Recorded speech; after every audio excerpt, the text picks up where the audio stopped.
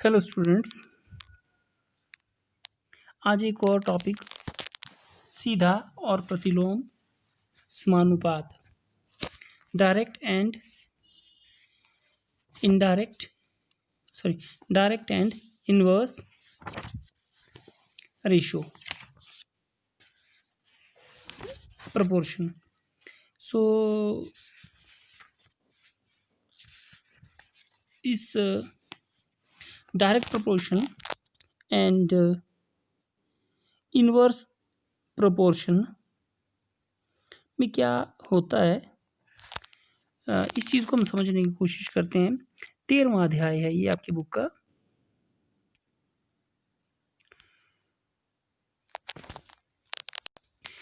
देखिए, कुछ उदाहरण दिए हैं आपके में। ये यदि खरीदी गई वस्तुओं की संख्या में वृद्धि हो तो उनके कुल मूल्य में भी वृद्धि होती है। बैंक में जितनी धनराशि हम जमा करवाई जाएगी उतना ही ब्याज अधिक अर्जित होगा। जब किसी वाहन की चाल में वृद्धि होती है तो उसके द्वारा दिया गया समय कम हो जाता है।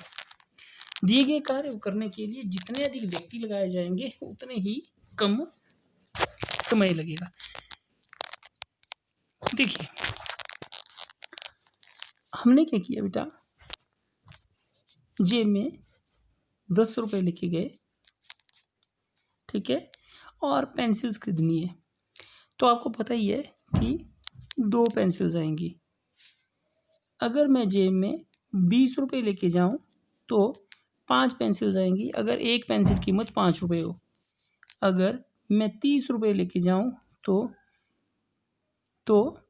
6 पेंसिल्स आएंगी। सॉरी, इसको करेक्ट करना, ये 4 पेंसिल्स आएंगी, 4 है ना, और ये 6 पेंसिल्स आएंगी। अगर आप इस चीज़ को ध्यान दें तो आप पाएंगे कि रुपए बढ़ते जा रहे हैं, पेंसिलों की संख्या बढ़ती जा रही है। 10 रुपये में 2 पेंसिलें, 20 रुपये में 4 पेंसिलें, 30 रुपये में 6 पेंसिलें, है ना। हुआ क्या, एक चीज़ जब बढ़ी मतलब रुपए बढ़े तो जो पेंसिलों की संख्या थी वो भी बढ़ी, ठीक है। तो पेंसिलों की संख्या बढ़ने का सीधा रिलेशन है रुपयों के बढ़ने से। एक मतलब रुपए बढ़ेंगे तो पेंसिलों की संख्या भी बढ़ेगी, ठीक है। ये रुपए और ये पेंसिल। तो मान लेते हैं कि मेरी जेब में x रुपीज़ हैं तो y पेंसिलें आई। इन दोनों में क्या संबंध है आपस में? x बढ़ेगा y भी बढ़ेगा, x और बढ़ा y और बढ़ेगा। कुछ चीज़ है दोनों में जो एक ही रहती है, वो है x बटा y। यह देखते हैं हम कैसे। मान लेते हैं,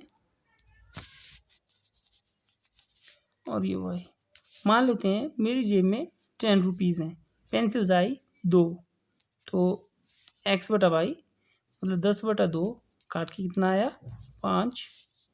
मेरी जेब में 20 रुपये हैं, पेंसिल्स आएंगी 4, तो 20 बटा 4 काट के कितना आया 5।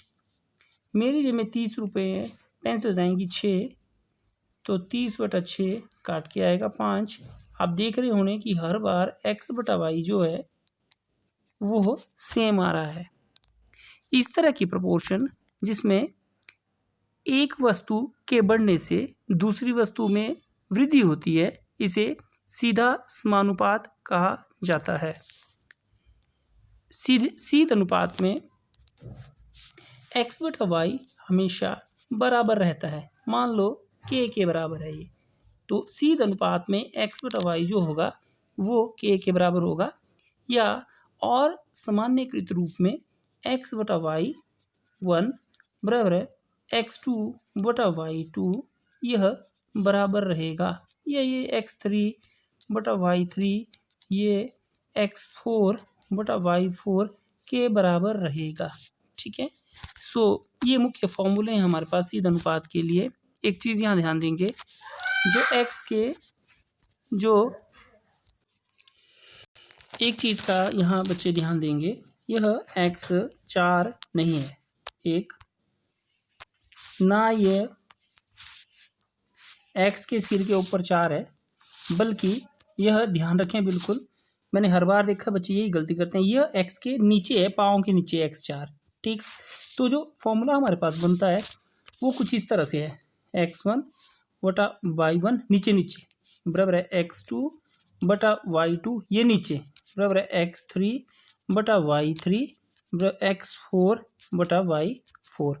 ये है क्या असलियत में, जैसे मेरे पास 10 रुपीज़ हैं, पेंसिल्स कितनी आई 2, मेरे पास 20 रुपये हैं, पेंसिल कितनी आई 4, मेरे पास 30 रुपये हैं, पेंसिल कितनी आई 6, मेरे पास 50 रुपये हैं, पेंसिल्स कितनी आई 10।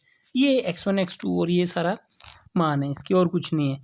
सो इस तरह का अनुपात जिसमें एक चीज़ के मान के बढ़ने से दूसरी चीज़ बढ़ती है उसको सीध अनुपात, सीध समानुपात या अनुपात कहा जाता है, ठीक है। अब हम आते हैं बुक के इस पे, देखिए ये एक एग्जाम्पल दिया हमने बहुत अच्छा, आप बना सकते हैं अपनी फेयर कॉपी में। ये बनाना है पूरा आपने, जो मैंने पीछे लिखा वैसे वही है, वो कुछ नया नहीं है। चीनी का भार किलोग्राम में और मूल्य रुपये में, ठीक है। 1 किलोग्राम चीनी लेनी है तो 36 रुपये, ठीक। 3 किलोग्राम चीनी लेनी है तो मूल्य 108, 5 लेनी है तो 180, 6 लेंगे तो कितना हो जाएगा 6 गुना, है ना। 8 लेंगे तो कितना हो जाएगा 8 गुना, 10 लेंगे तो कितना हो जाएगा 10 गुना।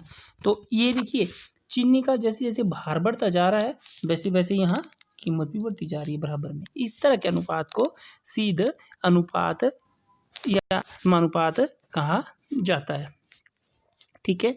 तो जो इसे डायरेक्ट प्रपोर्शन भी कहा जाता है ना, डायरेक्टली प्रोपोर्शनल, ठीक है। तो हमारे पास यदि ये जो पूरा सूत्र है आपने ये लिखना है, ये पीछे मैंने जो समझाया वो भी लिखना है आपने। यदि एक्स वाई वाई बराबर के या x इक्वल टू के वाई हो तो हम कहते हैं कि x और y में सीधा या प्रत्यक्ष अनुपात है, इतनी लाइन, ठीक है। अथवा अनुक्रमाती डायरेक्टली प्रोपोर्शनल है। जब x और y में प्रत्यक्ष सीधा अनुपात होता है तो हम x बटा y1 ये लिख सकते हैं, ठीक। इतना आपने लिख लेनी है लाइन है, ठीक है ना। अब आते हैं बुक के क्वेश्चन के ऊपर। फर्स्ट क्वेश्चन है, एक रेलवे स्टेशन के निकट कार पार्किंग का शुल्क इस प्रकार है, 4 घंटे के लेते हैं 60 रुपये, 4 घंटे के लेते हैं 60 रुपये, ठीक। 8 घंटे का लेते हैं, 8 घंटे का लेते हैं 100 रुपया, ठीक है। 8 घंटे का 100 रुपया, 12 घंटों का 140 रुपये, 24 घंटों का 180 रुपये। जांच कीजिए क्या कार पार्किंग शुल्क और पार्किंग समय, कार पार्किंग शुल्क और पार्किंग समय प्रत्यक्ष अनुपात में है कि नहीं। तो क्या करना है आपने, आपने असलियत में कार पार्किंग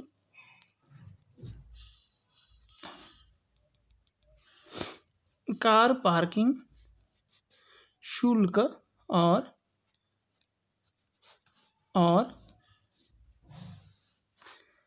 पार्किंग समय इसका अनुपात ज्ञात करना है, ठीक है। तो करेंगे कैसे, ऐसे लिखेंगे आप, स्थिति 1, स्थिति 1 में क्या हुआ, पार्किंग शुल्क कितना है 60 रुपये, पार्किंग समय कितना है 4 घंटे, काटेंगे 15:1, ठीक हो गया, ठीक हो गया। अब स्थिति 2, स्थिति 2, ठीक। पार्किंग शुल्क कितना है 100 रुपया, समय कितना है 8 घंटा, अगर आप काटेंगे 4 दूनी 8 और 25 चौकी 100। तो अब स्थिति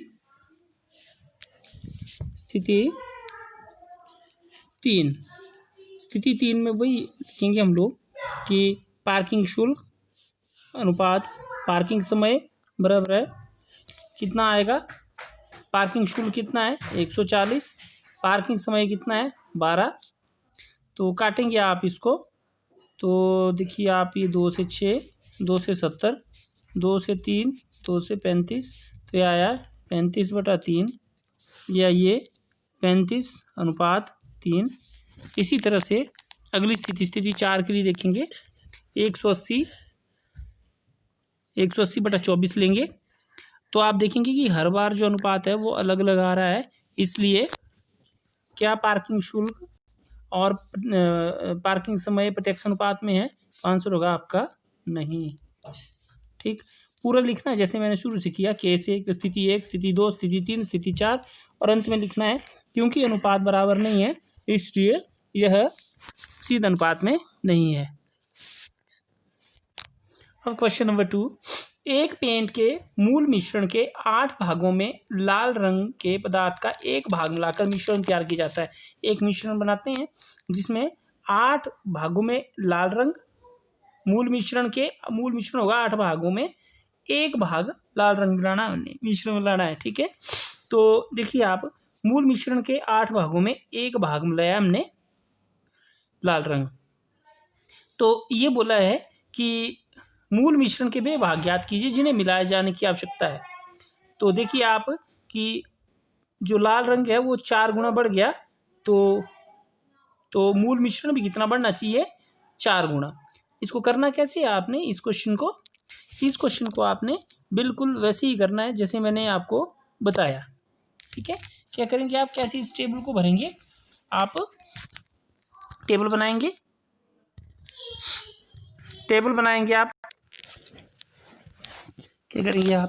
ये एक, जैसे मैंने बताया आपको कि आप टेबल बनाएंगे।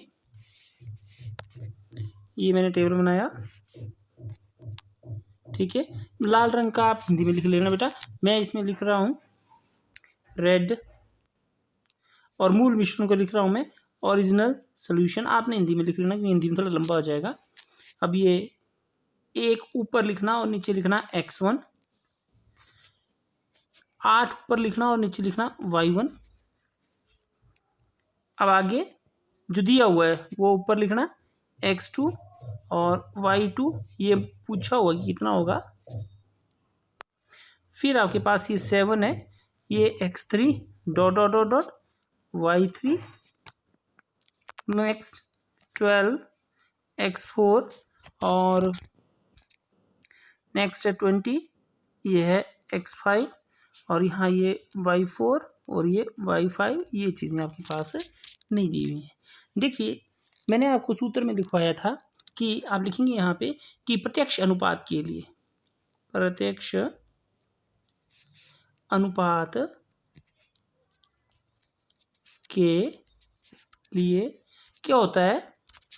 x1 बटा y1 बराबर है x2 बटा y2 बराबर है x3 बटा y3 बराबर है x4 बटा y4। ठीक है, तो ये चीज़ है आप हो गया। उसके बाद आप क्या करेंगे? x1 कितना है इसमें?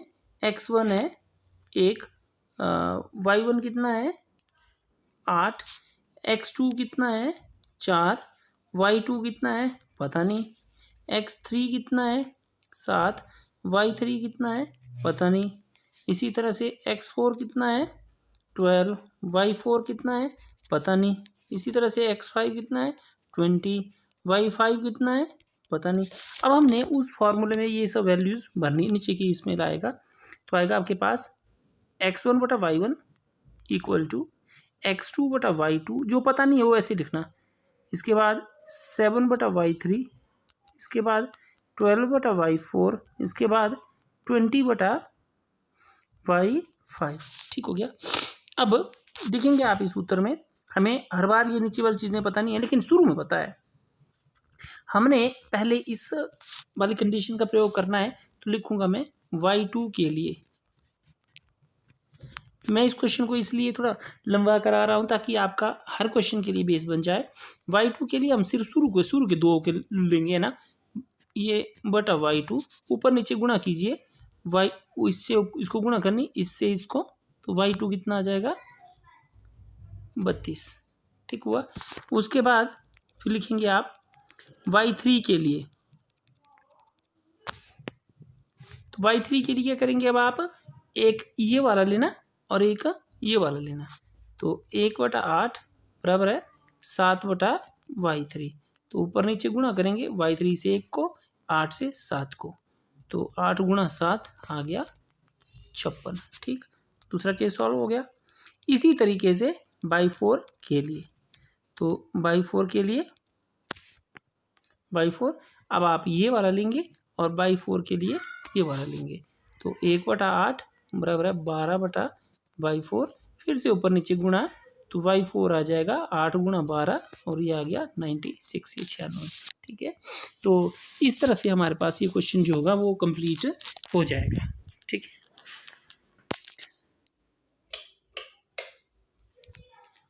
तो अपने इस वीडियो में इतना ही। नए आगे के जो पार्ट है उसको हम अगले वीडियो में करेंगे। बाय।